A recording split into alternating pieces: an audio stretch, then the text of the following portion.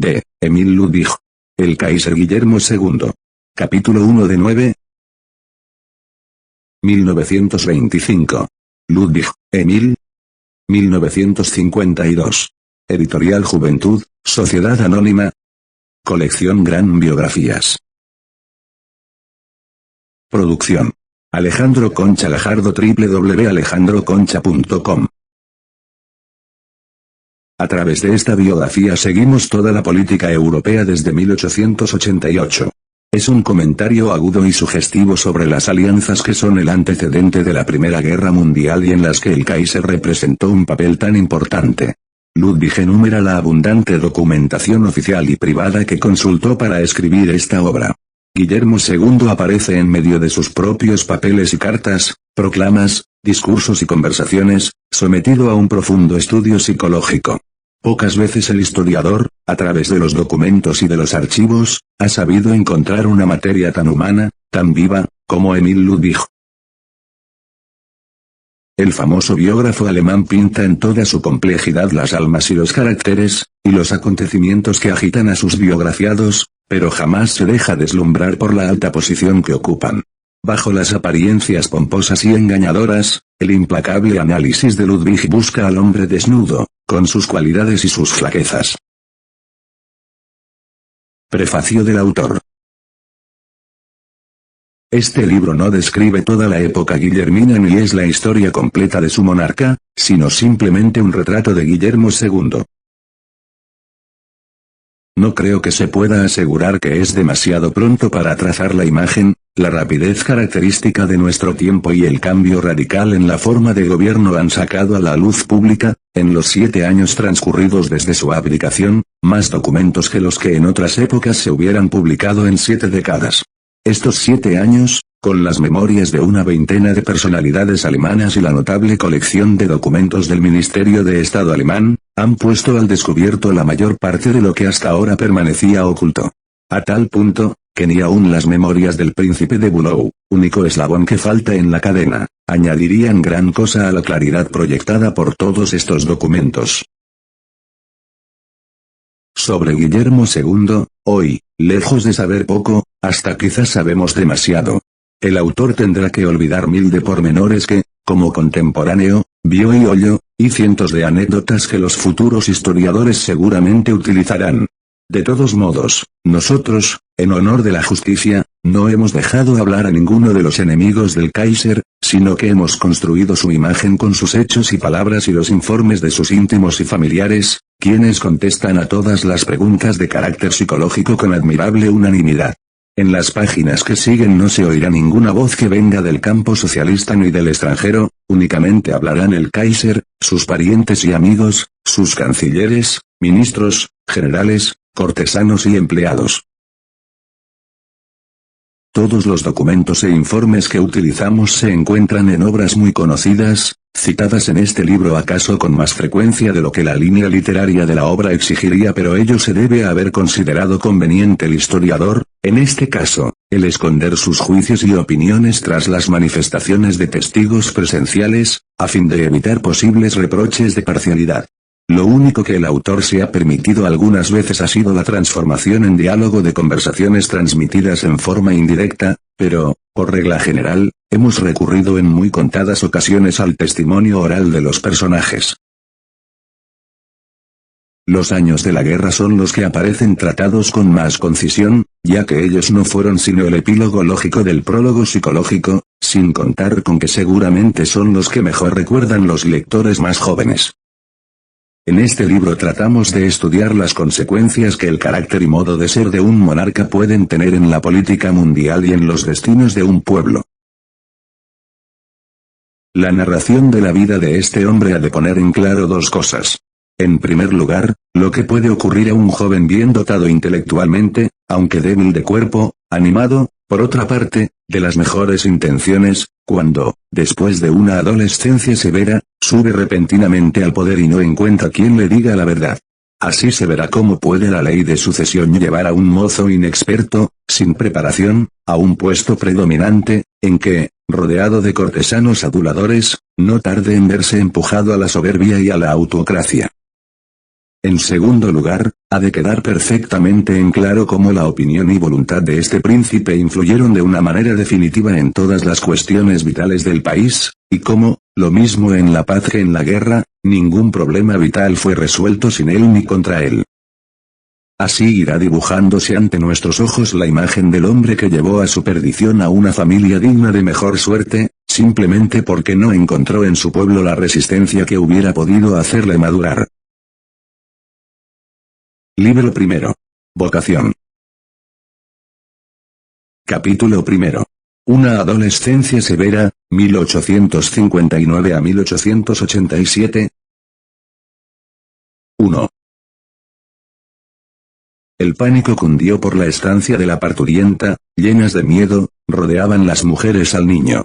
La alegría primera que se extendió por el palacio del Kronprinz, en Berlín, al saber que era un varón y que la sucesión del trono quedaba asegurada hasta la tercera generación, se apagó al ver que la madre, casi una niña, apenas cumplidos los 18 años, había caído en un profundo desmayo y que el niño parecía muerto. En vano trabajaban el médico y los comadronas, con palmadas y movimientos, para volverlo a la vida, hora y media dudó el destino antes de convertir en un ser viviente aquella masa inerte. Al fin despertó, pero, con la confusión, el temor por la madre y el hijo y la excitación que el tronar de los cañones llevó hasta la estancia silenciosa, nadie examinó detalladamente el cuerpecito del heredero. Al tercer día, se notó por primera vez que el brazo izquierdo estaba paralizado, la articulación del hombro rota y los tejidos musculares tan lastimados, que en el estado en que entonces se encontraba la cirugía no había ningún médico que pudiera intentar la normalización de aquel miembro, L. 74. Al principio, por otra parte, se creyó que era algo más que un defecto local. La pierna izquierda obedecía con dificultad, y la oreja y el lado izquierdo de la cabeza le dolían al niño.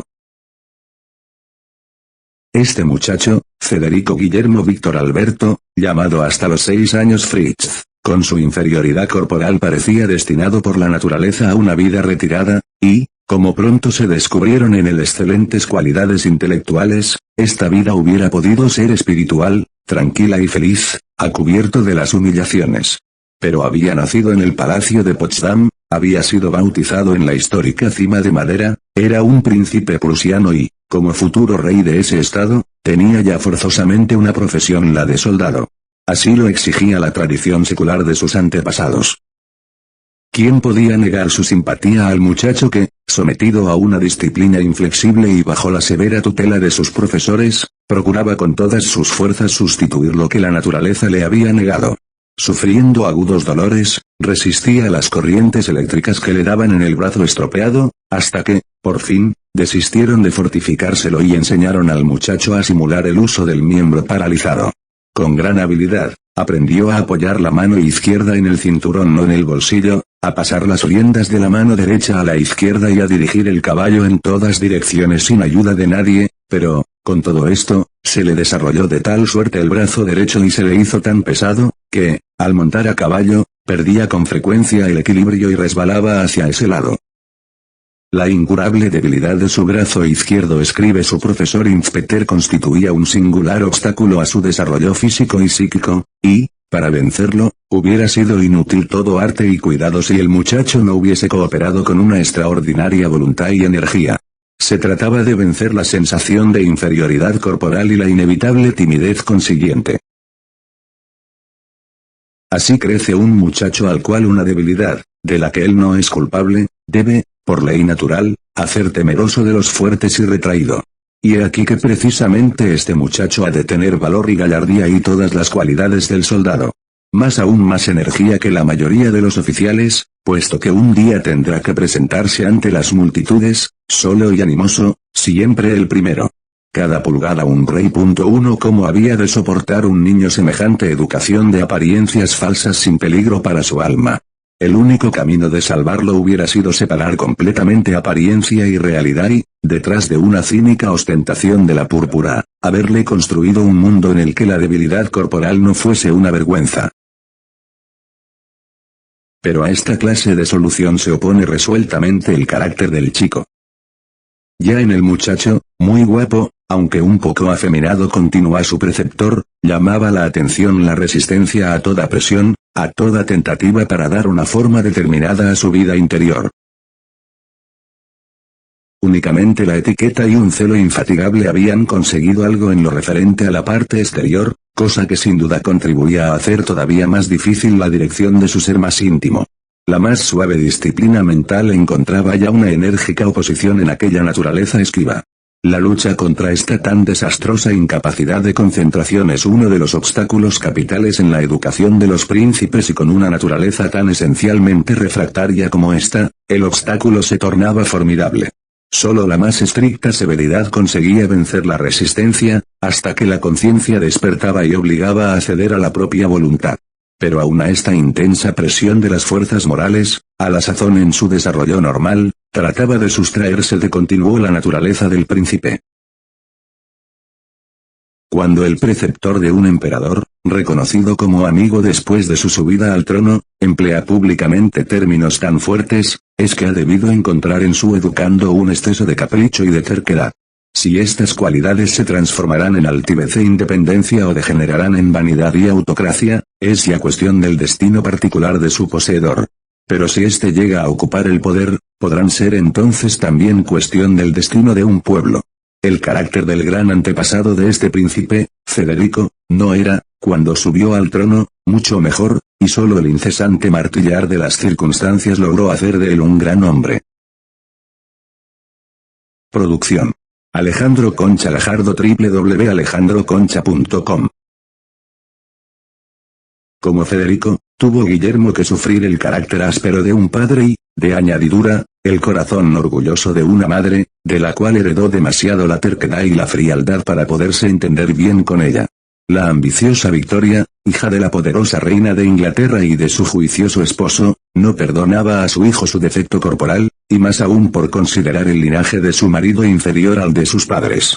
Sentimientos de raza apagaban en ella los sentimientos de madre, en lugar de compasión, llevaba en su alma un secreto resentimiento contra su hijo, precisamente por ser el primogénito, y lo posponía sin disimulo a sus demás hijos, simplemente porque estos se desarrollaban sanos y hermosos.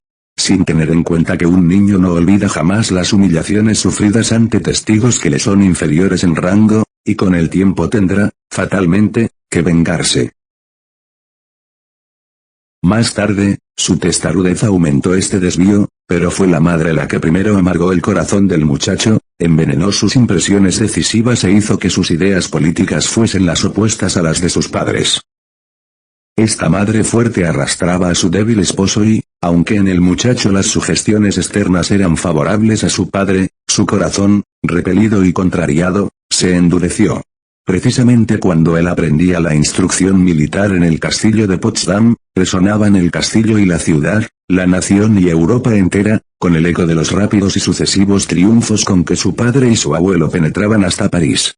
Cuando el príncipe Guillermo, a la edad de 12 años, abría diarios y revistas, encontraba a su padre en el mayor esplendor, su hermosa cabeza, rubia y delicada, saludando desde lo alto del caballo, y el muchacho ardiente leía y veía en las imágenes cómo, en la sala de los espejos, de Versalles, el padre se arrodillaba ante el abuelo para rendir homenaje al nuevo emperador. A su lado estaba siempre la férrea figura del canciller, pero como nadie contaba a los niños las cosas desagradables y escandalosas que en aquel palacio francés sucedían, su fantasía tenía que llenarse forzosamente de figuras heroicas al estilo de las antiguas canciones y leyendas. Guerra y victoria, Francia derrotada e imperio alemán, se transformaron, en la cabeza del soldadito, en una serie de imágenes, a cuyas principales figuras él llamaba padre y abuelo. Seducido por este romántico ejemplo, aprendió desde muy joven a considerar la historia de su pueblo simplemente como la de su familia, y, ya desde muchacho, encontraba una gran diferencia entre rey y súbdito, al ver, desde un balcón del palacio, colocado entre su madre y su abuela, desfilar a caballo por un Terden Linden a su padre y a su abuelo, rodeados de un brillante séquito y aclamados por un pueblo tradicionalmente más sumiso que amante de la libertad y que podía reverenciar en sus señores natos a los vencedores en el campo de batalla, y cuando, poco después, a la edad de 15 años, ocupó con su hermano el palacio de Wilhelmshöhe. ¿Cómo no llenar aquellas amplias estancias con la figura de Napoleón, que allí estuvo prisionero durante 6 meses, perdido su poder gracias al genio del rey de Prusia, rodeado de sus últimos fieles. ¿Quién estaba allí para decir al muchacho que todo aquello lo había imaginado el cerebro de un hidalgo de Pomerania y ejecutado la fuerza y los sacrificios de un pueblo? La gracia de Dios aparecía visible sobre la frente de su abuelo, y en los oídos del niño tronaba la música embriagadora del grito de guerra. ¡A las armas! ¡A las armas! Del lado de Inglaterra soplaban nuevos vientos. Victoria, decidida a educar a sus hijos según los principios de su padre, rompió por primera vez el reglamento prusiano y sacó a sus hijos de la escuela de cadetes para mandarlos al liceo de Kassel, donde habían de sentarse en los bancos escolares, junto con los hijos de los burgueses, a fin de aprender a conocer la vida sin uniforme. Este proyecto quedó sin efecto. En cuanto el príncipe Guillermo notó estas intenciones, procuró contrariarlas. Cuanto más liberal querían sus padres que fuese, más inaccesible se tomaba el mozo. En Kassel era ya, de pies a cabeza, el futuro emperador. Esta soberbia, decía más tarde Caprivi, no se habría producido si hubiese sido educado a la antigua usanza, con unos cuantos camaradas.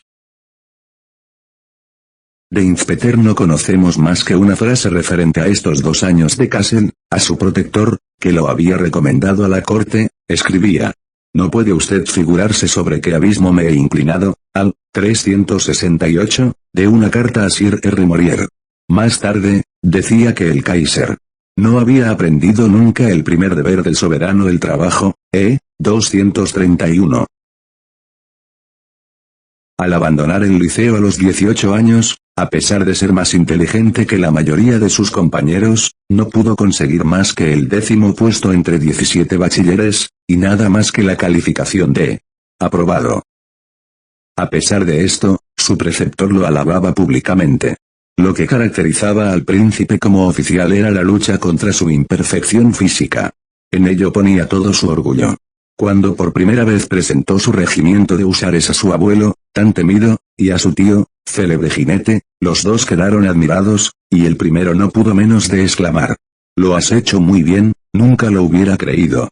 Entonces nació en el príncipe la creencia de que su debilidad se podía vencer y de que él era fuerte y valiente como sus antepasados y sus camaradas.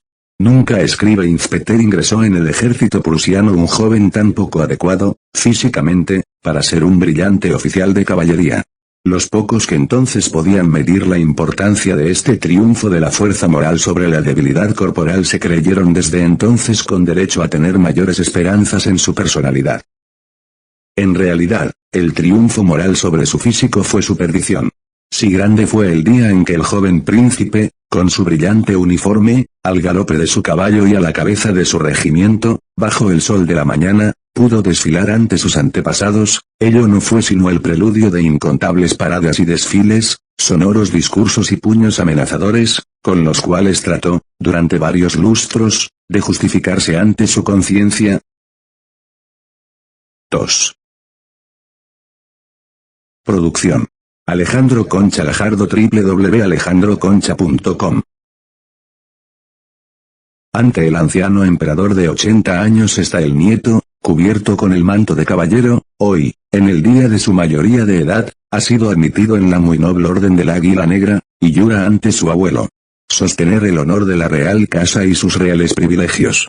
En el mismo mes de enero ingresa como primer teniente en el primer regimiento de infantería de la Guardia, en el que ya, a la edad de 10 años, empezará su carrera militar. Por la noche abre los periódicos y lee.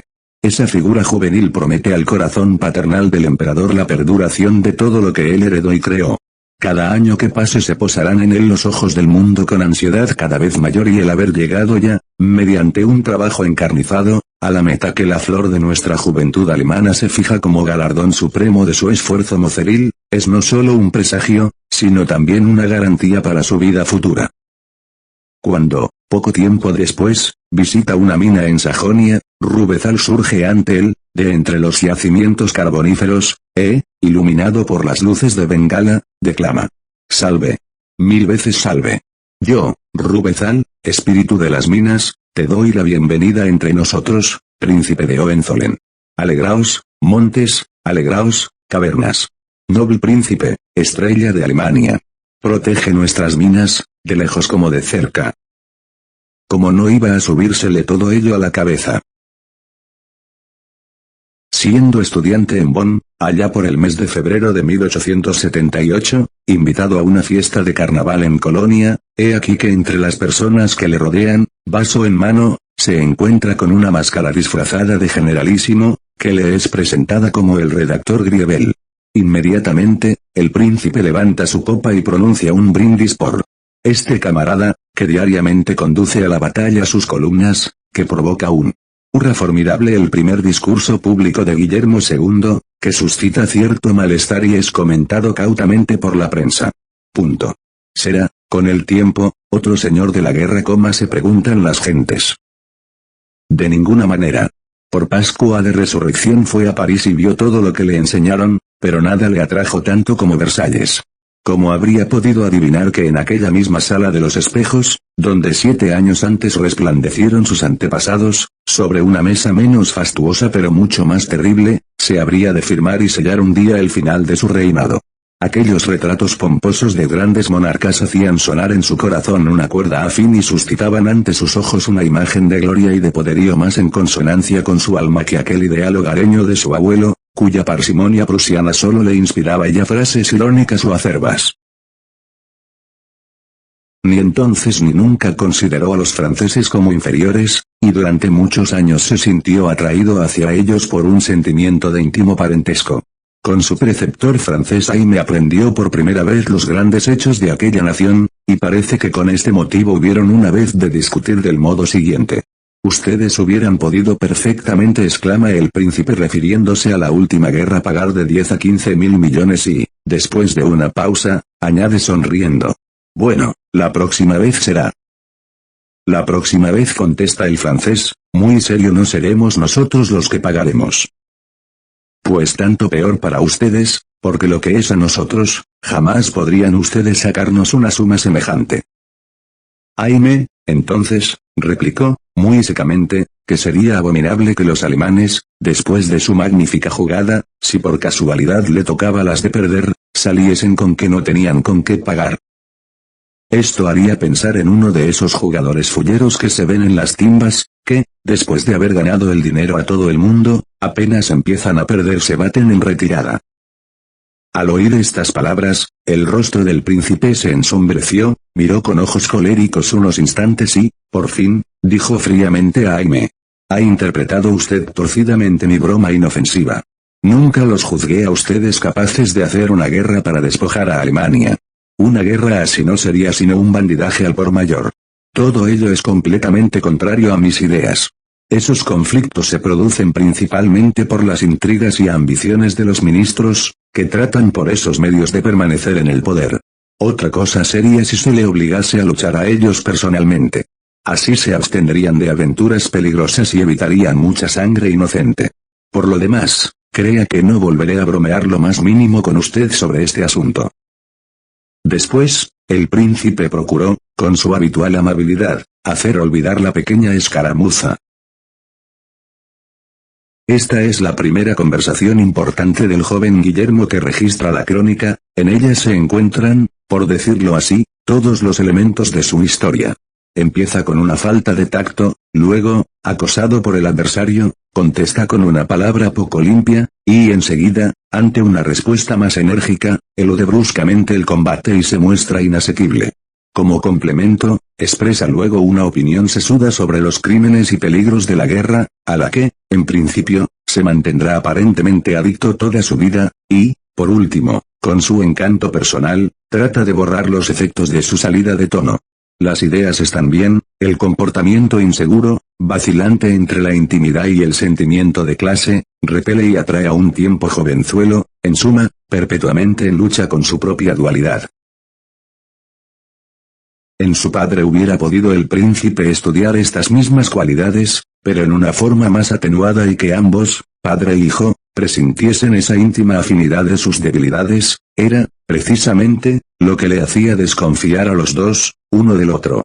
Ahora, a los 20 años, de vuelta de su guarnición de Potsdam a la casa paterna, acentúase y hácese más evidente este antagonismo de familia. ¿Cómo encontraba el príncipe a sus padres, ahora que los veía con mirada más penetrante? Nadie ha representado tan largo tiempo el papel tragicómico de todos los príncipes herederos como Federico Guillermo, que a los 50 años vive aún sin ocupación y casi sin libertad, no puede disponer de su dinero ni de su tiempo y hasta se ve violentado en sus ideas por un padre octogenario y el más viejo de sus servidores. Pero eran aquellas ideas verdaderamente suyas. Este Hohenzollern, tan amante de la pompa y no del todo prusiano, despótico por naturaleza y agravadas por los largos años de inacción sus propensiones cesaristas, es un príncipe convencido de serlo por la gracia de Dios, y si siente cierta inclinación a las ideas liberales es simplemente porque una esposa apasionada y vehemente se las ha sugerido como la más alta concepción de los deberes de un hombre y de un príncipe. Sentíase orgulloso de tener por esposa a la hija de una reina poderosa, cuyos méritos dolíale en extremo no se aviniesen a reconocer sus súbditos, y aunque su victorioso padre le había llamado en público gran general, él sabía de sobra que no lo había sido nunca y buscaba el olvido de su situación en largos y frecuentes viajes. El kronprinz anotaba por aquel entonces Baldersee, uno de los observadores más penetrantes de la corte se siente, naturalmente, defraudado por tener que esperar tanto el trono. Hace ya 10 y hasta 15 años que consideraba como una injusticia del destino el que su padre viviese tanto. Bajo el influjo de su ambiciosa consorte, se ocupaba en hacer planes para el porvenir, en los cuales predominaban las ideas liberales. El canciller, que no puede resistir a la kronprinzessin y, por consiguiente, tampoco puede resistir al kronprinz, cada vez se eleva más ante los ojos del mundo. Todo esto hace la situación del kronprinz muy difícil. La superioridad espiritual de su esposa ha sido una desgracia. De un príncipe sencillo, bravo y honrado, ha hecho ella un hombre débil, sin confianza en sí mismo, sin franqueza ni rectitud y que no piensa ya como un prusiano. Le ha quitado hasta sus más firmes creencias. Sus hijos mayores no se engañan sobre la situación. Lo que es de débil el padre, será de inflexible el hijo. Por desgracia, las relaciones entre ambos no son buenas, ni mucho menos. Si el Kaiser vive todavía unos años, el kronprinz acabará de convertirse en una ruina. Por lo pronto, ya tiene ataques de melancolía y ninguna esperanza en el porvenir. Las relaciones entre padre e hijo, que mientras tanto, cumplidos los 28 años, ha ascendido a comandante, agravan las diferencias. Frecuentemente escribe Baldersee de las maniobras del año 1884 se notaba en el kronprinz una gran violencia, en general por cosas insignificantes y puramente personales. Resulta lamentable, pero lo cierto es que el kronprinz cree que, intencionadamente, no se le rinden los honores debidos. El que el príncipe Guillermo haya sido destinado al Estado Mayor, o sea a las órdenes del padre, parece un hecho totalmente ignorado de este. Ni una sola vez me preguntó. ¿Dónde está o qué hace mi hijo? Comillas cuando durante el curso de las maniobras, tenía que presentarse ante nosotros, el padre hacía como si apenas le viese, en cambio, se ocupaba mucho del príncipe Enrique, igualmente agregado al Estado Mayor. Pero el príncipe Guillermo no dejó ver a nadie el sentimiento que le producía esta falta de cariño de su padre. ¿Es esto extraño? Presentimientos de que su vida no había de ser muy larga preocupan a este hombre débil y tiránico, varias veces lo ha dicho él mismo, y estos presentimientos aumentan con la edad realmente patriarcal del padre, que aún está fuerte y puede muy bien llegar a los 100 años. ¿Cómo escapar al pensamiento de que él iba a ser la generación que se salta? Y no ha de agudizar esto el rencor contra el hijo, pensando que, según todas las probabilidades, su tiempo de espera será mucho más corto. ¿Cuál es su cometido desde hace 20 años? Maniobras, inauguraciones y demás ceremonias por el estilo. En la inauguración de un Consejo de Estado en el año 1884, se colocó delante del sitial, que recordaba vagamente el trono, y leyó una alocución. En esta ocasión tuvo tan poco tacto y dignidad, que dejó ver claramente su disgusto. Habló con voz débil, tomando aliento a cada instante, como quien está llevando a cabo una tarea muy desagradable. 245. Cuando su mal humor aumenta por la larga vida de su padre, lo descarga sobre el hijo.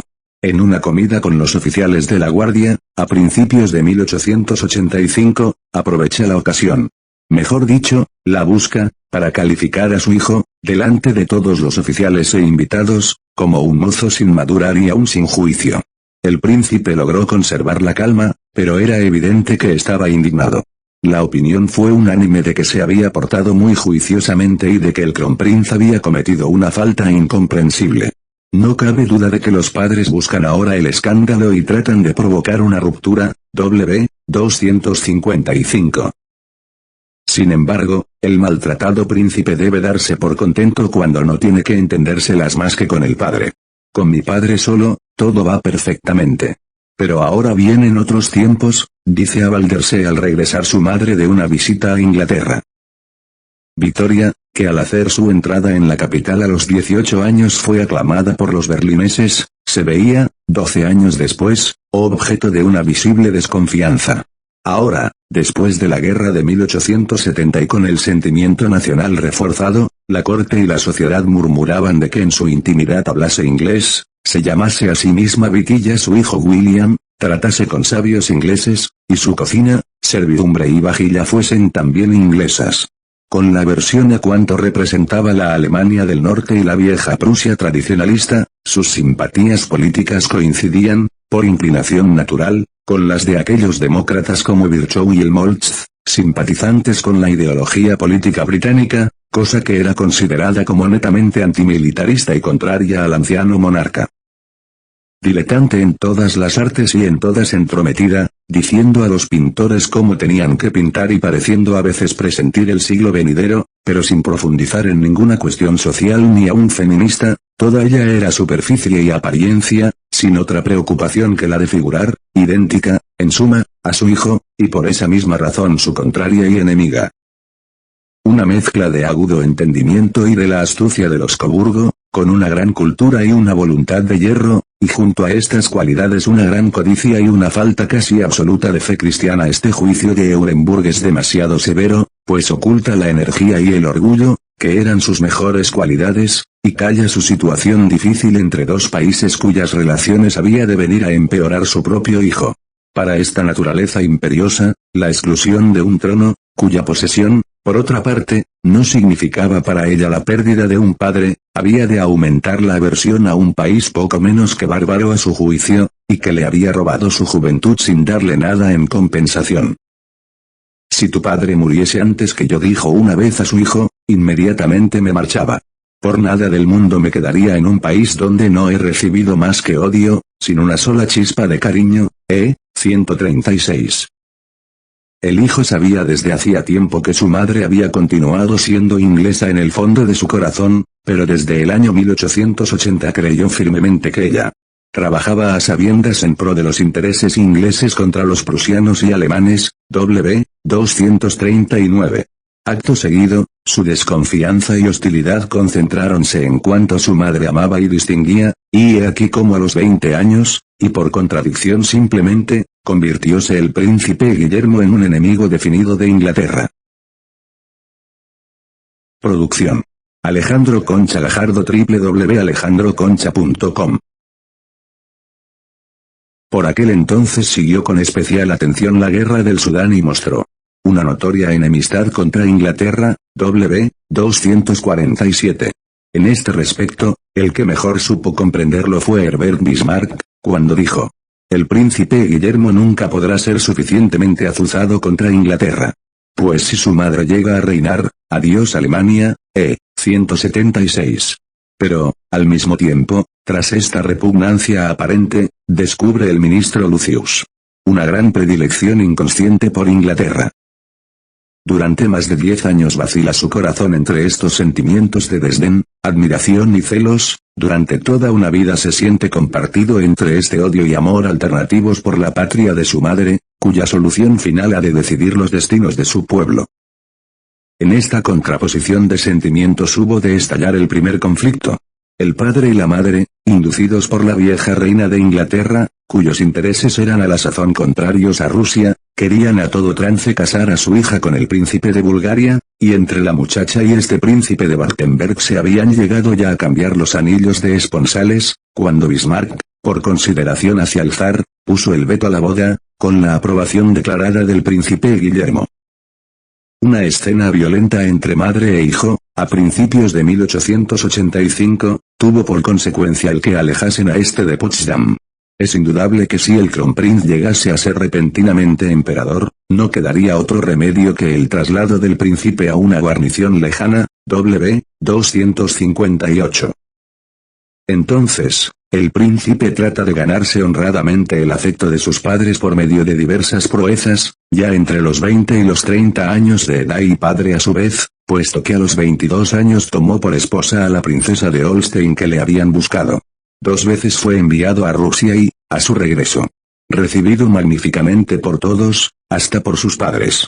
Habiendo tenido que oír demasiadas cosas buenas de él, no podían ya considerarle como un hijo malcriado y desagradecido. Pero no cabe duda de que tienen celos de él, W-242. Por este tiempo salen unas palabras terribles de los labios de Victoria. No puede usted imaginarse, dice a un aristócrata austríaco, cómo admiro al príncipe heredero de ustedes, hermoso, espiritual y elegante, cuando lo veo junto a nuestro Guillermo, tan incivil y torpe. Corti, Alexander von Bartenberg, página 328. Palabras dichas por una princesa a un extranjero, con plena conciencia de que llegarían a bien y, desde allí, a todas las demás cortes europeas. Tan profundamente arraigada estaba en el corazón de la madre esta monstruosa aversión contra el hijo lisiado. 3. Lejos de Potsdam y como en otro mundo, levántase en el Unter den Linden. Berlín es el palacio del viejo emperador. Augusta, ya cerca de los 80 años, organiza veladas íntimas en la llamada Bombonera. Aquí se reúnen unos cuantos viejos ministros y aristócratas y hasta algún que otro profesor es invitado. Curtius, el excavador de Olimpia, Hoffmann, el sabio de las anilinas, todo ello sin la menor ceremonia, pues en esto precisamente estriba el recreo de la señora de la casa.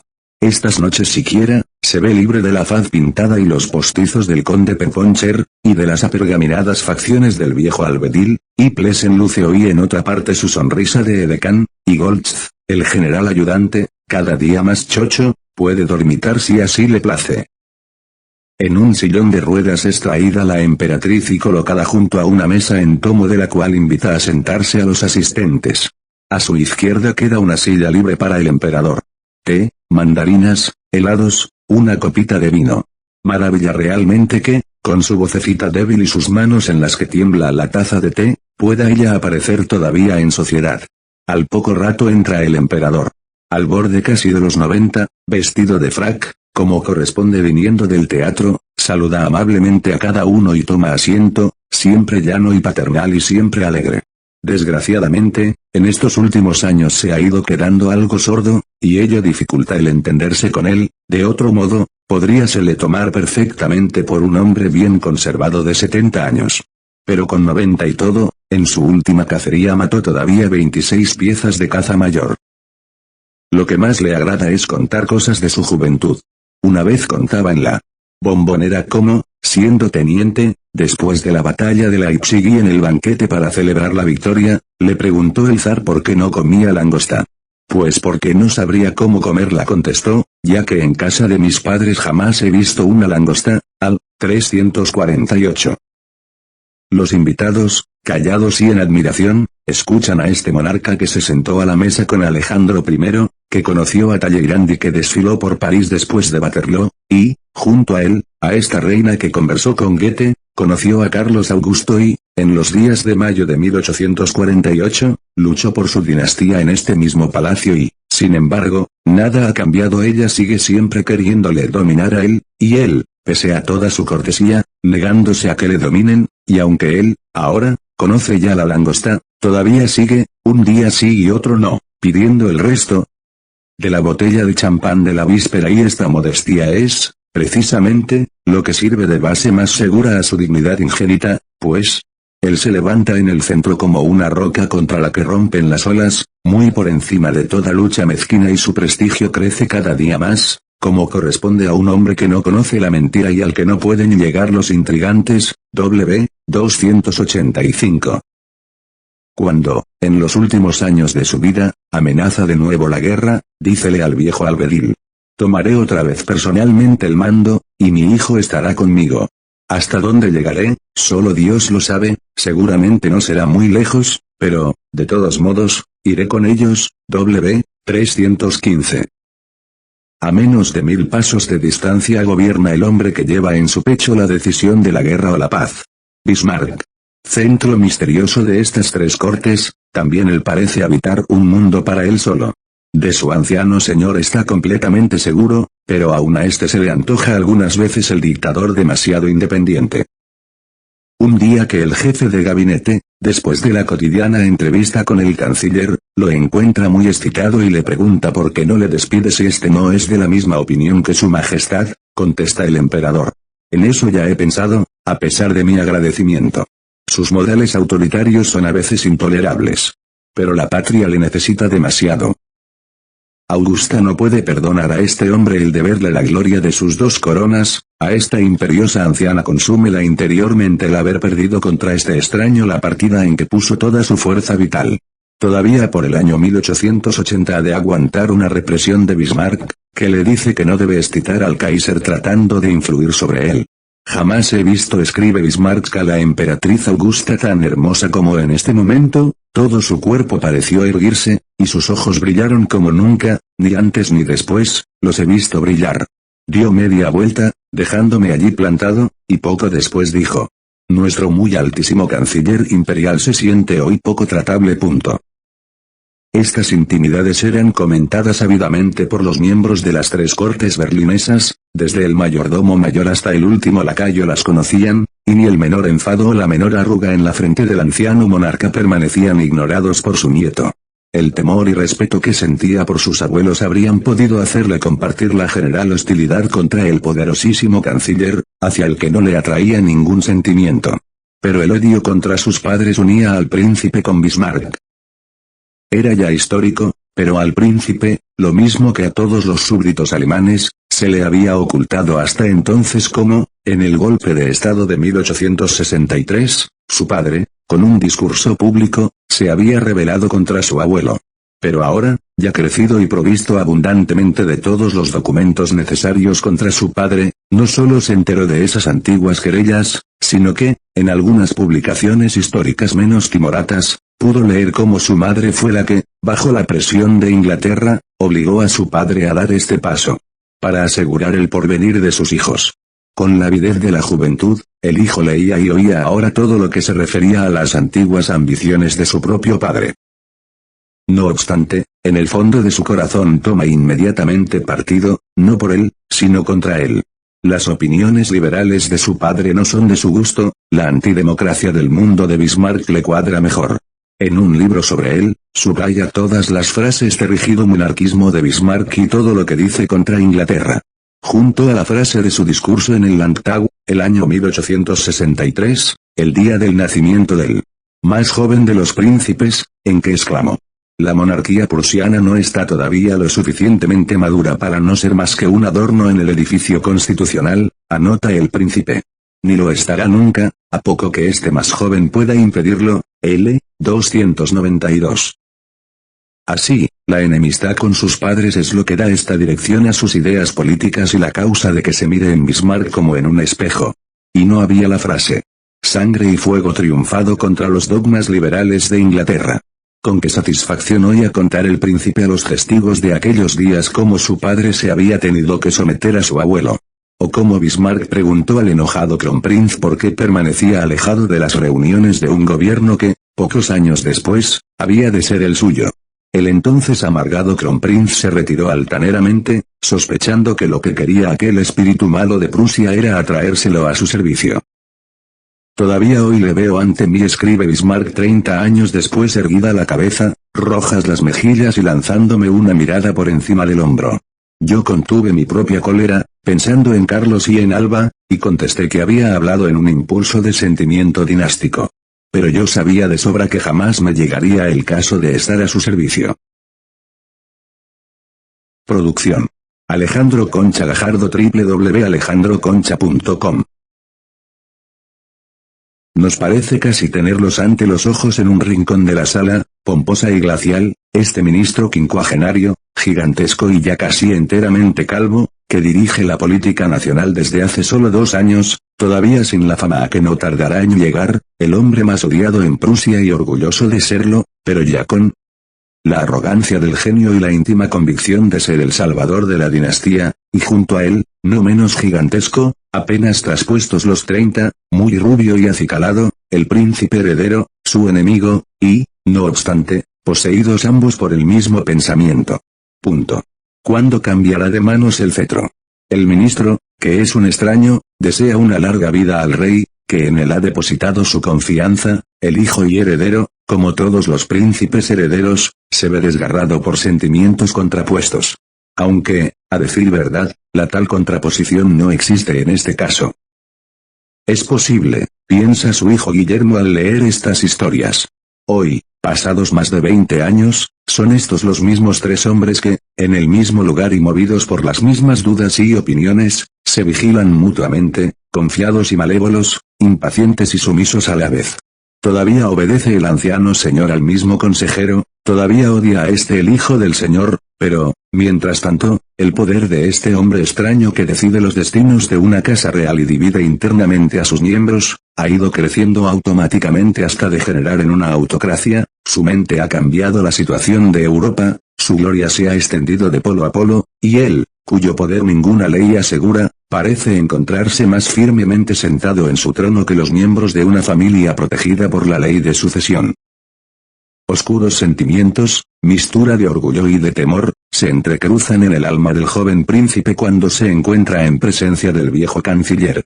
En medio de las corrientes contrarias que sacuden la casa real, este extraño es el único contra el que nadie se atreve.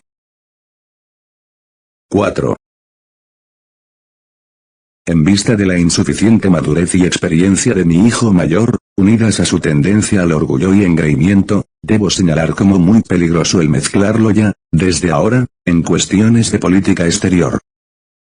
Con estas palabras trataba el Kronprinz, en el otoño de 1886, desde el extranjero, debe dar a su hijo el empleo en el Ministerio de Estado, que Bismarck, por medio del viejo emperador, había ordenado. Pero el canciller le contesta que en la familia real la autoridad paterna pasa por entero a manos del monarca, y el príncipe heredero tiene nuevamente que darse por vencido, él, que mañana puede subir al poder y al día siguiente echar a aquel servidor a sueldo. Pues él sabía de sobra que solo la voluntad de Bismarck había conseguido ese nombramiento, que había de descubrir al príncipe Guillermo secretos de orden internacional del Estado alemán, preparándose así para cualquier contingencia del futuro. Trata el viejo de atraerse al príncipe, aprovechando en su favor la hostilidad manifiesta entre padre e hijo. Y no se diría que el objeto de todo esto es pasarlo a él, el Kronprinz, absolutamente por alto. Él ahí, en la Riviera, gozando de una salud perfecta, por los aledaños ya de la sesentena, saludado por todo el mundo como príncipe y heredero de uno de los más poderosos imperios del orbe, y, sin embargo, ese eterno ministro, que se mete en todo, le impide hasta prohibir a su hijo, aún no maduro, lo que a él le parece peligroso. No obstante, precisamente en aquel entonces se diría que Bismarck y el Kronprinz tienden a acercarse. Como cada año que pasa, cualquier indisposición del anciano reinante hace más probable un cambio en el poder, los dos hombres celebran consultas, y las tres cortes chismorrean sobre lo que sucederá. Cuando, en esta época, el Kronprinz pregunta al canciller si continuará a su servicio caso de ocurrir un cambio, este le expone sin ambajes las siguientes condiciones. Nada de gobierno parlamentario, y ninguna influencia extranjera en la política. A pesar de esta indicación tan clara contra Inglaterra, el Kronprinz le contesta, acompañando las palabras con un ademán afirmativo. Naturalmente que no. Todo esto lo ve de cerca el príncipe Guillermo, y sabemos lo que piensa. Waldersee, unido a él por amistad personal, transcribe, siempre relacionándolos con la situación del príncipe, los comentarios de los círculos cortesanos. Yo considero como una imposibilidad el que el canciller y la Kronprincesin vayan juntos mientras no estemos formalmente aliados con Inglaterra. ¿Cómo va a dirigir el canciller la política exterior si la futura emperatriz, que sigue, por sus sentimientos, siendo inglesa, ha de estar enterada de todo por la debilidad del esposo? Pero, por otra parte, ¿a quién va a nombrar canciller el Kronprinz? No tiene a nadie que valga. No duraría ni un mes, enseguida vendrían el derrumbamiento y el caos. Tengo la convicción de que su caída supondría complicaciones interiores y exteriores, quién sabe si la guerra. Cada vez se va viendo con más claridad en el gran juego de intrigas. Se trata de quién será el amo de nuestra futura corte imperial. Los Bismarck, padre e hijo, quieren gobernar solos y se figuran que podrán dirigir a la Kronprinzessin. Si ocupa el Kronprinz el poder, le será fácil a Bismarck el pretextar, y hasta producir si hace falta, las dificultades que implica una tal divergencia de opiniones para presentar la dimisión y su hijo se irá con él, para volver más tarde con el príncipe Guillermo, sobre cuya persona todo el mundo está haciendo cálculos, W. 251, F. Producción. Alejandro Concha Gajardo www.alejandroconcha.com. Es verdaderamente fantástica la seguridad con que cuenta la corte con la próxima muerte o renuncia de un hombre que aguarda el trono desde hace 30 años, que está perfectamente de salud y que aún no ha cumplido los 60. Todos estos cálculos y deseos penetran en los oídos y en el corazón del príncipe, que en su fantasía empieza, antes que otros herederos, a acechar la vida de su padre. Cada vez se siente más atraído por el poderoso canciller, que juega con él como un maestro. El viejo ministro sabe que el padre, celoso, vigila todas las visitas que le hace su hijo.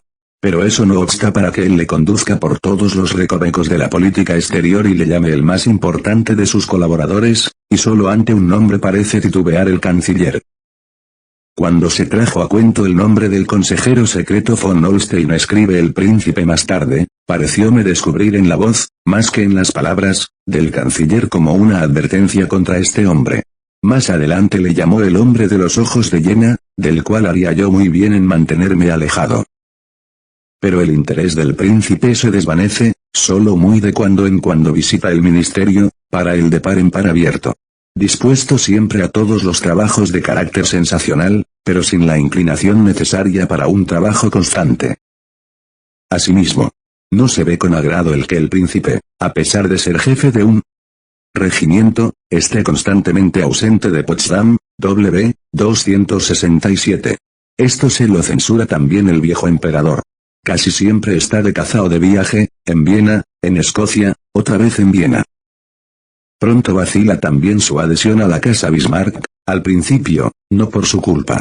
El canciller tiene, en los comienzos de 1886, determinados motivos para aproximarse al Kronprinz, por consiguiente, a Victoria, a la que en el fondo desprecia. No es una Catalina, dice punto y coma colocada en primera línea, es cobarde. Quiere ser popular, parece liberal, le gusta con paradojas poner en un aprieto a la gente, pero nada más. Hace aproximadamente 20 años, me dijo una vez que la aristocracia prusiana sirve en el ejército porque es pobre, y que solo en Birmingham hay más vajilla de plata que en toda Prusia, y que, a su juicio, lo que yo más desearía es ser rey o presidente de una república. Yo le contesté. Seguramente es Inglaterra más rica, pero, en cambio, tiene Prusia otras valiosas cualidades. Por lo que hace al peligro de una república, todavía está Alemania muy lejos de él. Quizá nuestros hijos y nietos puedan verla. Pero eso únicamente si la monarquía misma se abandona. L. 396. Proféticas y siniestras palabras. Cuando habla del abandono de la monarquía, lo hace refiriéndose exclusivamente al liberalismo de la princesa, y seguramente que ni siquiera imaginaba por qué misteriosos caminos habían estas palabras de llegar a ser una realidad. Por aquel entonces, sus razones de política mundial lo llevaban a atraerse a la señora de Potsdam, y, en la misma proporción que su política se va aproximando a Inglaterra, va desapareciendo su desconfianza de la inglesa, que ahora puede aprovechar para sus planes, mediante la correspondencia que ella sostiene con Londres. Para este objeto, le parece bueno cualquier medio. El canciller está ahora en las mejores relaciones con el Kronprinz y su esposa. La consecuencia fatal será un nuevo ataque contra el hijo, esta vez con la ayuda del canciller. Naturalmente que para el príncipe constituirá una amarga decepción, pero quizá también una experiencia útil. W. 288. La decepción del príncipe, en efecto, fue grande. En el torbellino de las intrigas, cogido entre dos cortes enemigas y, en el fondo, pendiente de los humores, difíciles de adivinar, del canciller, al cual fuera hasta ahora tan adicto, en parte por sincera admiración, ve ahora repentinamente que él mismo no es más que una figura en el tablero del maestro y se siente sacrificado a la madre tan odiada. Habría tenido que dominar muy bien el arte de la diplomacia, conocer las grandes mutaciones de la alta política y ser el confidente de los grandiosos planes de Bismarck, para no salir quebrantado y maltrecho de esta experiencia.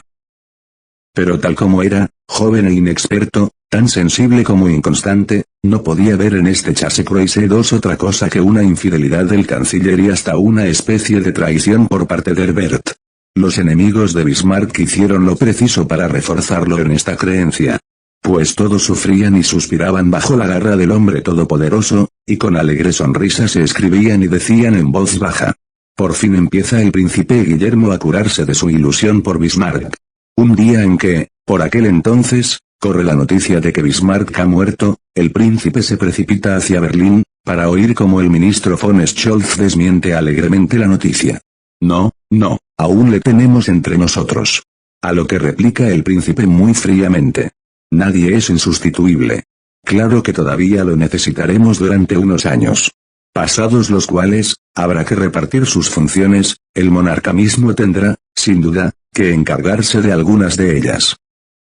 Mientras tanto, Bismarck quiere darle un consejo serio, que le imponga en las artes de la administración pública, pero él lo rechaza fundándose en que, cuando era niño, precisamente había encontrado siempre a Rubezal con una barba tan descuidada.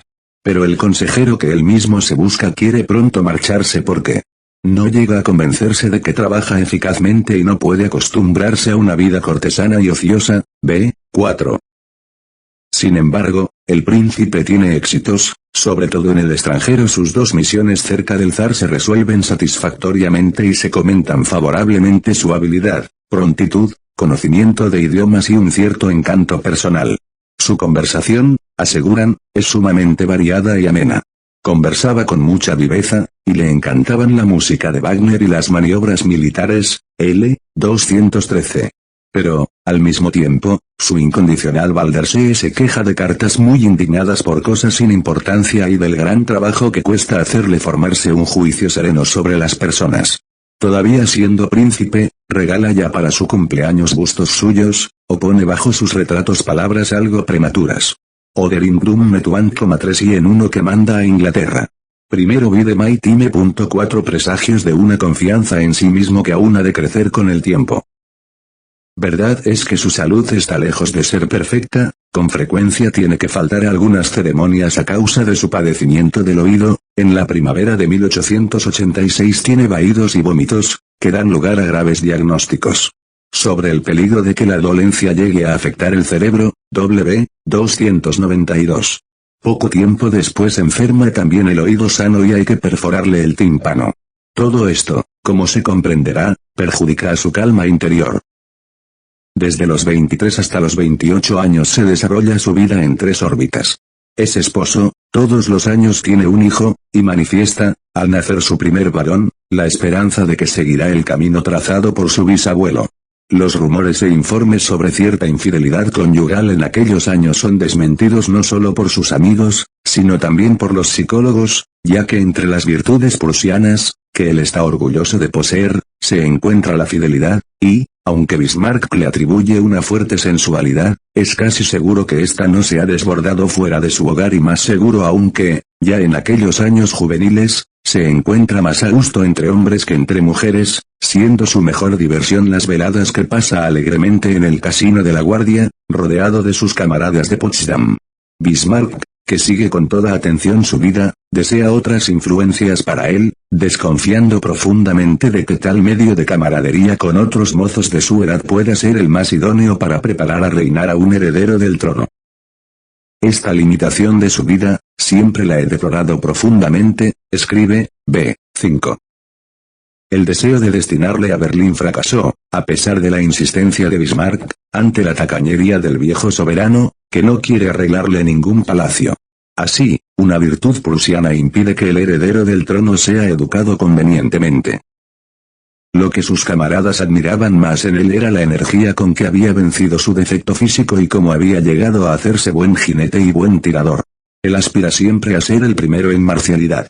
Cuando su novia llegó para la boda y, atravesando un ter den Linden, fue a palacio, él estaba en el patio mandando la compañía de la guardia. Con tanto celo como si el desfile no tuviera nada que ver con él L. 203, y en la colocación de la primera piedra del nuevo Reichstag, dio su golpe con tanta fuerza, que fue generalmente aclamado, L. 296. Solo los muy íntimos saben el esfuerzo de nervios que le cuesta el presentarse así. El pobre príncipe, escribe Eulenburg, está muy preocupado con su brazo izquierdo paralítico. El piquero tiene que apoyar su brazo en un gran bastón para servir de punto de apoyo a su escopeta. Pero no todos los ciervos dan tiempo para esos preparativos, 137. Únicamente el que comprenda esta lucha de toda la vida con un defecto de nacimiento podrá juzgarlo con justicia, cuando lo vea más tarde, ya emperador, esforzarse con exceso o perder bruscamente su energía nerviosa. La lucha constante contra una desgracia que salta a los ojos de todos los visitantes y que sería mejor que hubiese llevado a la vista de todo el mundo, ese esfuerzo, hora por hora, toda la vida, para ocultar una falta de nacimiento que ni siquiera es repugnante, han influido considerablemente en la formación de su carácter. Hombre débil, procuraba acentuar su fortaleza, pero en lugar de buscarla en su espíritu, donde su ágil inteligencia hubiera podido encontrarla, las tradiciones y la ambición le arrastran a demostrarla en un gesto heroico, como, según él, corresponde a un militar. Todo converge en fortalecerle y afianzarle en este camino la fama guerrera de su padre, el desprecio de sus progenitores, la contradicción a sus ideas democráticas y, por último y principalmente, una vanidad ingénita, heredada de su padre sin muy frecuente en su familia, que le arrastra durante toda la vida a aparentar lo que no es. 5. De estos tres círculos, en el que más contento se encuentra es en el de sus camaradas. ¿A quién elige para amigos? Inzpeter, su preceptor, le aconseja, pero es demasiado viejo y socialmente demasiado alejado de él para poderse llamar su amigo. También el general Waldersee, mediada la cincuentena, es demasiado viejo para ser el amigo de un mozo de 25 años, pero la elección de su persona como confidente es significativa. Entre los generales de la anterior generación que han mantenido la tradición militar de Prusia con 3 campañas victoriosas, es el conde de Waldersee el único que carece de las virtudes de Moltke, Roon y Blumenthal, que son rectitud, discreción y severidad, pero, en cambio, sabe intrigar, domina la política y tiene una ambición que se extiende en todos los sentidos y que se complementa con astucia, todo ello encubierto por un natural astuto y solapado. Su diario, inapreciable como indicador de las opiniones de Guillermo, abundante en despecho y en conocimiento del mundo, aunque por esto mismo continuó con una máscara de piadosa mansedumbre, particularmente visible los días de santo y de enfermedad, es el primer documento de un tipo de oficial prusiano que tuvo su origen en el y que en los próximos 30 años había de ser llamado al poder supremo, esto es, al gabinete del monarca. Este primer general cortesano, que inaugura la política de los ayudantes de campo, ganó rápidamente una nefasta influencia sobre el príncipe. Su política se dirigía por la de Bismarck, lo que quiere decir que se hallaba en el campo contrario. Así, cuando el viejo Moltke, ya cansado, lo indica para sucederle como general en jefe del Estado Mayor, Bismarck desea otra persona en ese puesto. ¿Cuál es la consecuencia para Waldersee? Una enemistad a muerte con Bismarck, y cuando Bismarck descubre que Waldersee trata de conseguir del príncipe el futuro puesto de canciller. ¿Cuál es la consecuencia para Bismarck? Una enemistad a muerte con Waldersee. Primero pone Waldersee todo su empeño en presentar ante el príncipe como sospechoso a Herbert Bismarck, que es subsecretario del Ministerio de Estado y amigo personal de Guillermo, y Waldersee es quien sugiere al príncipe la hostilidad contra Rusia, simplemente porque Bismarck hace una política de aproximación a Rusia. Al mismo tiempo mina sistemáticamente la fe del príncipe en la grandeza de Bismarck como estadista, y también por aquel entonces se hace repentinamente amigo del consejero de Estado von Holstein, no obstante haberle designado poco tiempo antes como uno de los agentes más peligrosos de Bismarck. Pero aquel era justamente un momento crítico, y Waldersee adivinó que von Holstein comenzaba a rebelarse contra el canciller. En medio de todo esto, su diario invocará el día de Viernes Santo o el de difuntos, o en el hastío de algún pequeño balneario el fiel amor de su abnegada esposa, una parienta de la princesa Wilhelm, y de la charca de cosas personales, historias de la corte y grandes y pequeñas tradiciones brotan repentinamente palabras religiosas. Cómo se alegrará María de mi transformación interior, y asegura que, desde ahora, Su meta no serán los honores y las cosas terrenales, sino la preparación para la otra vida. Tal era el hombre que se había erigido en mentor del príncipe. Su amigo de corazón era completamente distinto. El príncipe Guillermo tenía tras de sí una juventud muy dura, y su frialdad innata aumentó con la experiencia. Ni el padre ni la madre, ni el hermano ni las hermanas, le dieron ese calor del corazón que hace brotar las mejores fuerzas de un hombre joven. En su matrimonio, por otra parte, no encontró nada que le compensase del infierno de su vida de familia. Enamorado no lo estuvo nunca. Bien porque su alma no estuviese hecha para entregarse al corazón de una mujer.